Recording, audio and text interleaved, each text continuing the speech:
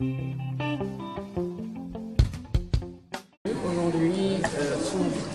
ici à Dakar, on est revenu sécuritaire sur l'extrémisme et l'état de droit.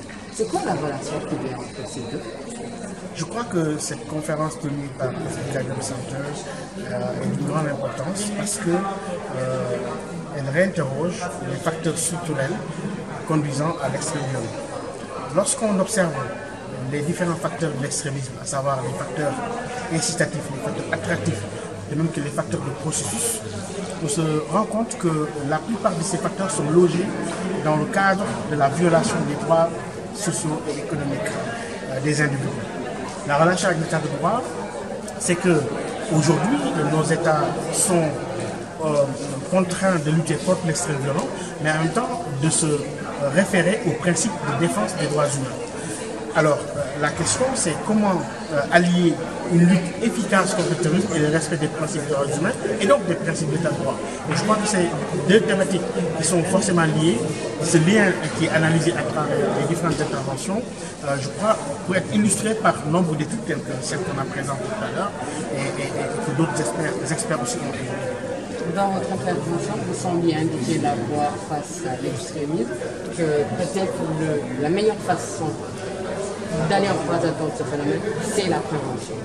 Oui, la prévention, parce que je dis très souvent que la conquête des cœurs est plus durable, plus efficace que la soumission des corps.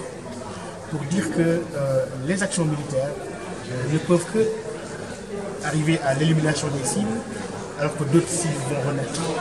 Il faut aujourd'hui que les États sahéliens s'attaquent aux causes structurelles de cet extrémisme. Et les causes sont à chercher dans la malgouvernance, l'accaparement des richesses, le fait que, d'ailleurs, même quand on regarde la structure, il y a un déphasage aujourd'hui entre la structure démographique de nos pays et la composition de la classe politique. 75% de nos jeunes, de la population à moins de 25 ans, et c'est une gérontocratie, une classe de vieux qui ont traversé tous les régimes qui gèrent nos différents pays. Ce qui amène à des situation de désespoir qu'on